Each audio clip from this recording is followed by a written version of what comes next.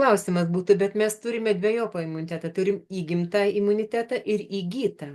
Tai vat, kur tada tas įgimtas imunitetas? Kur duotybė? Kur duota apsauga, ta instaliuota programa, kuri yra visuose. Ir įgytas tas, tai jis ir yra tas imunitetas, kuris imuninės sistemos ląstelės įgauna atmintį, atpažinti kažkokią sukėlėją. Tai bet vėlgi tada kokia kaina tas vaikas išaugo, jeigu jisai gauna visokių vaistų ir cheminių dažniausiai. Dažnai gauna antibiotikų, antibijos prieš gyvybę. Žodis reiškia. Tai reiškia, kad ir gerosios bakterijos naikinamos ir apskritai, ką tai reiškia sirgti.